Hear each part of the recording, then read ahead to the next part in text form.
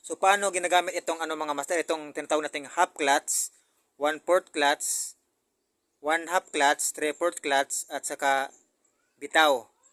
So meron yan mga master, pinag-aaralan yan mga master kapag ikaw ay nagda-drive sa bundok, mga kargadong motor, lalo sa mga probinsya sa habal-habal, mga tricycle, ginagamit yan mga master yung half clutch, 1/4 clutch, half clutch, 3/4 clutch, bitaw. Ayan sa mga master. So paano nga ba yan sa ginagamit at paano natin yan imamaster yung paggamit ito mga master?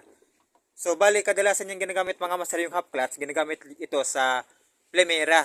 Halimbawa, ikaw meron kang motor, habal-habal or tricycle, sobrang bigat yung dala mo, sobrang daming karga, tapos paakyat pa.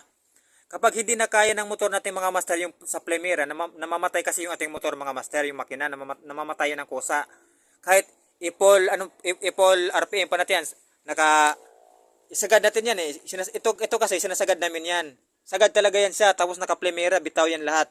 Bitaw ang clutch, tapos sa gasolina, nakasagad, tapos naka-plemera, full RPM yan sa mga master.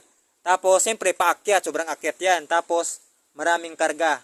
Ngayon, sa sobrang bigat, hindi kaya, tapos mahaba, yung motor ay, yung makina na mamatay. So, gagamit na kami niyan ng half clutch. Kadalasan half clutch.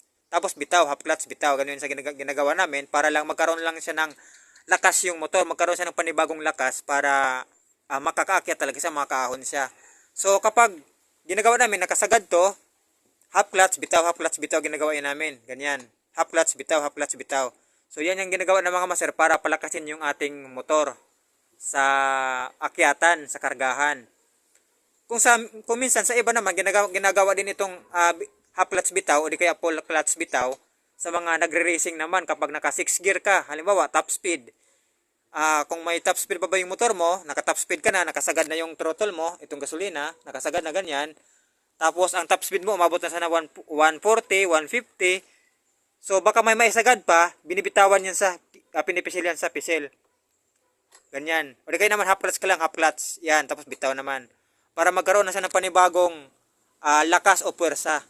Parang ginagawa yan mga master, parang iniipon na yung kanyang lakas, tapos parang turbo, ginagawa siyang parang semi-turbo yung clutch. Kasi kapag i-clutch kasi natin yan sa or half clutch, naiipon kasi yung lakas ng motor sa makina. Tapos pag bibitaw mo, lalabas yung kanyang motor, lalabas yung kanyang lakas. Kaya yun yung ginagamit mga master, yung tinatawag natin na half clutch. Pero usual talaga yan, tawag talaga ng kadalasan sa amin ay half clutch.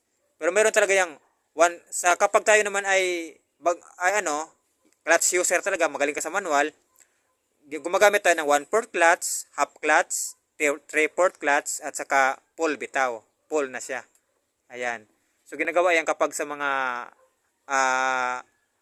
manual. So kapag hindi ka pa marunong sa manual, ano ka lang sa scooter or di kaya naman yung mga semi-matic.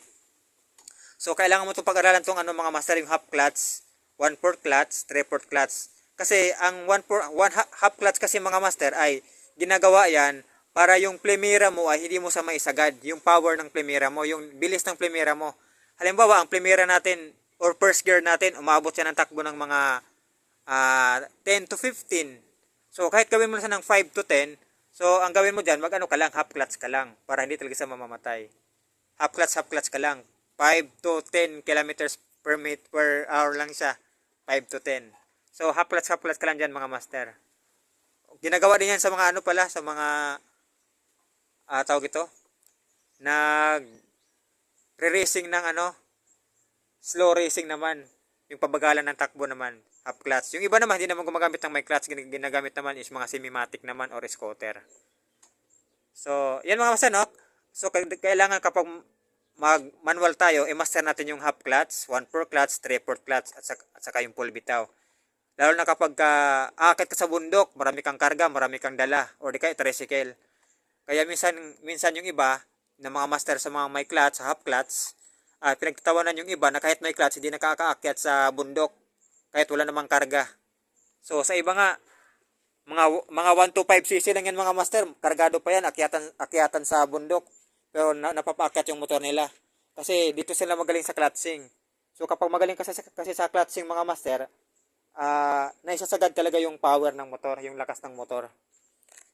So marami kasi ngayong siyempre hindi nga sanay kasi kumarga ng marami. Kadalasan yan sa mga tricycle driver, yan sanay yan sila sa ano.